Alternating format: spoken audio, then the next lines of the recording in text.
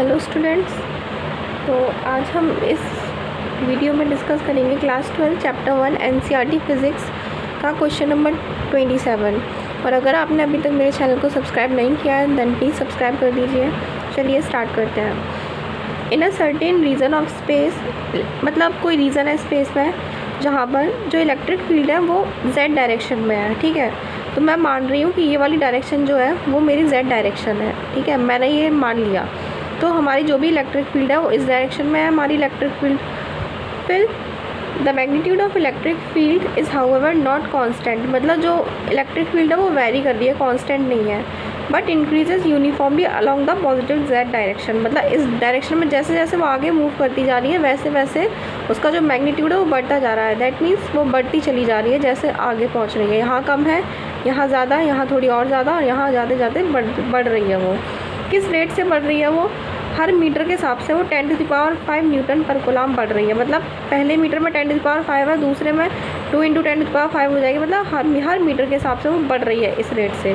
तो ये जो चीज़ है वो रेट दी गई है, ये इलेक्ट्रिक फील्ड नहीं दी गई है, इलेक्ट्रिक फील्ड की रेट दी गई है। मतलब DE/DL। DL क्यों लिया? क्योंकि वो मीटर के हिसाब से बढ़ रही है। अगर एक टाइम के साथ बढ़ रही होती तो हम यहाँ DT लेते हैं। ये जिसके रिस्पेक्ट में बढ़ रही होती हम वो नीचे चीज़ लेते हैं। ठीक है, तो ये चीज़ हमारी क्या गिवन है? 10⁵ न्यूटन पर कूलम। ठीक है। What are the force and torque experienced by the system having a total dipole moment equal to 10⁻⁷ coulomb-metre in the negative z direction? मतलब अब हमें एक डाइपोल है, इस इलेक्ट्रिक फील्ड में हमारा एक डाइपोल रखा हुआ है। हमें उस डाइपोल पे, जैसे ये डाइपोल मान लिया मैंने, -q + q, इस डाइपोल का जो डायरेक्शन है वो नेगेटिव z डायरेक्शन में दिया गया है। दैट मीन्स डाइपोल मूवमेंट हमारे किससे रिप्रेजेंट करते हैं? p से। p हमारा डाइपोल होता है और ये नेगेटिव z डायरेक्शन में, दैट मीन्स -10⁻⁷ कूलम-मीटर। अब हमें इस डाइपोल पे फोर्स और टॉर्क निकालना है। ठीक है, तो फोर्स हम जानते हैं, जब भी कोई ऐसे चार्ज इलेक्ट्रिक फील्ड में प्रेजेंट होता है तो उसका फोर्स क्या होता है? Force = QE। ठीक है, ये हम सब जानते हैं, बहुत ही बेसिक सा फॉर्मूला है ये QE वाला। लेकिन हमें यहाँ पे E, मतलब हमें तो DE/DL गिवन है ना, E तो गिवन नहीं है। तो हम इसको इसके टर्म में चेंज करने के लिए हम क्या करेंगे? फोर्स का लेंथ के रिस्पेक्ट में डिफ्रेंशिएट करेंगे। तो ये इसका फोर्स का डिफ्रेंशिएट करेंगे हम लेंथ के रिस्पेक्ट में, तो DF/DL। Q हमारा कांस्टेंट है क्योंकि चार्ज हमारा कांस्टेंट है डाइपोल के ऊपर, तो ये Q ऐसी का ऐसा रहेगा क्योंकि कांस्टेंट चीज़ तो कांस्टेंट ही रहती है। फिर ये इलेक्ट्रिक फील्ड का लेंथ के रिस्पेक्ट में डिफ्रेंशिएशन DE/DL। तो DF/DL, हमें DF मतलब फोर्स निकालना है, तो DL को हम उधर ले जाएंगे। तो ये हमारा हो जाएगा DF = Q DE/DL × DL। तो Q × DL हमारा क्या होता है? मूवमेंट, मतलब ये डाइपोल मूवमेंट। डाइपोल मूवमेंट का फॉर्मूला क्या होता है? हमारा चार्ज × लेंथ, यही तो फॉर्मूला होता है। ये भी तो वही चीज़ लिखी है, बस लेंथ की जगह क्या DL आ गया क्योंकि ये डिफरेंशियल फॉर्म में है हमारा। तो ये Q × DL मिला के हमारा क्या बना देंगे? Dipole movement. तो इसकी जगह हम डाइपोल मूवमेंट लिख देंगे, मतलब P × ये ऐसी कैसा रहेगा हमारा DE/DL। तो हमारी फोर्स अब आराम से निकल आएगी। P की वैल्यू हमें गिवन है -10⁻⁷ इंटू DE/DL की वैल्यू हमें गिवन है 10⁵। तो ये कितना आ गया? -7 और +5 = -2। तो माइनस तो ऐसे एज इट इज़ रहेगा और ये -2 हमारे ये हो गया न्यूटन। ये हमारी फोर्स आ गई। ठीक है, तो हमारी ये फोर्स मतलब ये नेगेटिव साइन क्या रिप्रेजेंट कर रहा है? ये नेगेटिव z डायरेक्शन में है। तो ये कहाँ है? नेगेटिव z डायरेक्शन में। नेगेटिव z डायरेक्शन मतलब क्या हो जाएगी?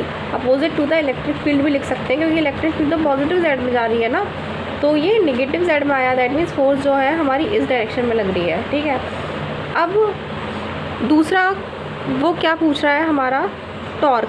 ठीक है, दूसरी चीज़ हमें जो इसमें निकालनी है वो निकालना है हमको टॉर्क। तो हम टॉर्क कैसे फाइंड करेंगे? तो सबसे पहले देखो, हम ये टॉर्क का फॉर्मूला जो होता है हमारा वो होता है हमारा PE sin θ। ठीक है, ये टॉर्क का फॉर्मूला होता है अगर हमको डाइपोल मूवमेंट और इलेक्ट्रिक फील्ड गिवन है। ये आया कैसे ये बताती हूँ मैं। जैसे कि ये हमारा डाइपोल मूवमेंट है, ठीक है, इलेक्ट्रिक फील्ड में मतलब ये रखा हुआ है। तो टॉर्क क्या होता है हमारा? Force × perpendicular distance. यही तो होता है हमारा टॉर्क का फॉर्मूला, फोर्स × परपेंडिकुलर डिस्टेंस। अगर इसकी लेंथ मैं डाइपोल की L मान ले रही हूँ तो परपेंडिकुलर डिस्टेंस कितना हो जाएगा? और ये मान रही हूँ कि ये जो डाइपोल है और इलेक्ट्रिक फील्ड के बीच में एंगल थीटा है, मतलब ये डायपोल मूवमेंट और इलेक्ट्रिक फील्ड के बीच का एंगल थीटा है, ठीक है। और ये लेंथ एल है, तो ये परपेंडिकुलर डिस्टेंस ये होती है ना, परपेंडिकुलर डिस्टेंस कितनी हो जाएगी, एल साइन थीटा, ठीक है, क्योंकि ये हो गई एल कॉस थीटा और इसके सामने वाला एल साइन थीटा, तो परपेंडिकुलर डिस्टेंस हो गई हमारी एल साइन थीटा। फोर्स क्या कितनी होगी, इलेक्ट्रिक फील्ड में अगर कोई चार्ज प्रेजेंट है तो फोर्स हमारे ऊपर कितनी लगती है, Q E into L sine theta as it is. Q into L क्या होता है, डायपोल, यही तो डायपोल का फॉर्मूला होता है। यहाँ आ गया पी ई साइन थीटा, और थीटा किसके बीच का एंगल था, डायपोल मूवमेंट और इलेक्ट्रिक फील्ड के बीच का एंगल, ठीक है। तो ये अब ये फॉर्मूला यहाँ से डेराइव हुआ है। तो यहाँ पे डायपोल मूवमेंट की वैल्यू कितनी है हमारी, 10 to the power -7 into electric field हमारा कितना है, इलेक्ट्रिक फील्ड हमारा जो भी हो, हमारे इलेक्ट्रिक फील्ड मतलब इलेक्ट्रिक फील्ड तो नहीं गिवन है, लेकिन इसको हमें एक और इलेक्ट्रिक फील्ड तो गिवन नहीं है क्योंकि हमें DE/dl गिवन है, लेकिन हमें थीटा पता है। क्यों, थीटा हमारा जो है वो 180 डिग्री हो जाएगा, क्योंकि यहाँ पर हमारे डायपोल मूवमेंट और इलेक्ट्रिक फील्ड के बीच का जो एंगल है वो 180 डिग्री है। कैसे, क्योंकि इलेक्ट्रिक फील्ड हमारी पॉजिटिव z डायरेक्शन में है और हमारे डायपोल मूवमेंट की जो डायरेक्शन होती है वो नेगेटिव टू पॉजिटिव होती है, और electric field positive to negative जाती है। अगर मैं मान रही हूँ ये अगर हमारा पॉजिटिव चार्ज है तो ये नेगेटिव चार्ज है, इलेक्ट्रिक फील्ड तो भाई इस तरीके से जा रही होगी ना, इसके साइन के अकॉर्डिंग, तो यहाँ प्लस होना चाहिए, यहाँ माइनस, क्योंकि ये पॉजिटिव z में जा रही है। और डायपोल की जो डायरेक्शन होती है वो होती है negative to positive, that means dipole जो होगा वो नेगेटिव टू पॉजिटिव होगा। तो डायपोल हो गया इस तरफ, इलेक्ट्रिक फील्ड हो गई इस तरफ, दोनों के बीच में एंगल कितना हुआ, 180 डिग्री, और यहाँ पे साइन 180 कितना हो जाएगा, 0। तो ज़रूरत ही नहीं है ना ई और टी वगैरह, ई की तो वैल्यू ही नहीं है ना हमारे पास, ई की जगह तो DE/dl है, तो उसका तो कोई मतलब निकलता नहीं है यहाँ पे। तो यहाँ पे हम सिर्फ इतना लिखेंगे कि हमारा जो थीटा है वो 180 डिग्री है, तो इससे सीधा सीधा आ गया कि हमारा जो टॉर्क हो जाएगा वो हो जाएगा 0। तो आई होप आपको समझ में आया हो। अगर आपको समझ में आया है पूरा क्वेश्चन देन प्लीज़ मेरे चैनल को सब्सक्राइब कर दीजिएगा। मिलता है नेक्स्ट वीडियो में। Thanks for watching, bye bye.